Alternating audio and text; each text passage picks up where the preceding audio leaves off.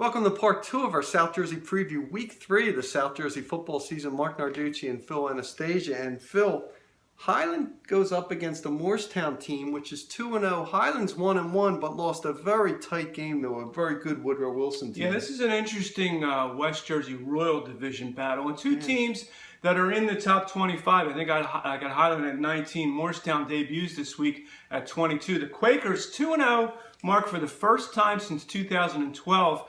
And they've been playing some defense. You know, you think Morristown, you think about a team that can score. You think about Brian McMonagle, their quarterback. They've only given up 13 points in the first 2 games. So they've been getting it done on that side of the football. And Highland, like you said, tough loss to Woodrow Wilson in the opener. Bounced back, fall behind Cherry Hill West last week, but rallied. DeJuan Sanders runs for 2 touchdowns. Big game for both teams in terms of playoff positioning.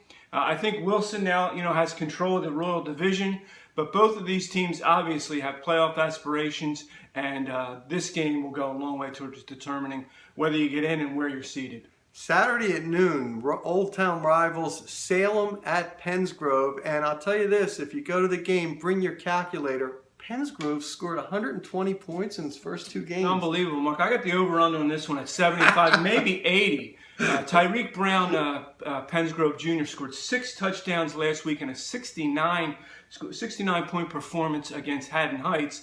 They are really rolling. And Salem, a team 1-1, coming off a tough loss to Burlington City, but they scored 34. And Zara Jones, their standout senior running back, runs for 254 and 4.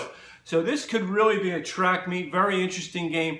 2 old Salem County rivals. These kids know each other. They grew up playing youth football against each other. This has got a chance to be maybe one of the most entertaining games of the whole weekend. Yeah, and then also on Saturday, Eastern and Cherry Hill East. Now, Eastern is 2-0, and you say, well, what about that? Eastern used to be a South Jersey power, but only had 4 wins in the previous 3 seasons, going up against an East team that is obviously struggling. East is struggling, but one of East's last wins was over Eastern. In the opener in 2015. They struggled since then.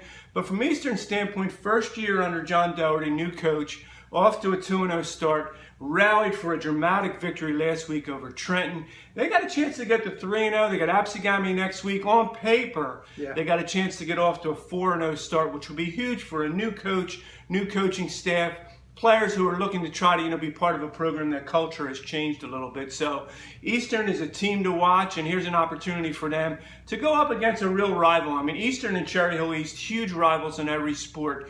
Even though on paper maybe this is a little bit of a mismatch, this game means a lot to these kids on both teams. Yeah, and in the Colonial Division, it is Audubon against Haddonfield. Haddonfield playing its home games at Cherry Hill West Saturday at 1 o'clock.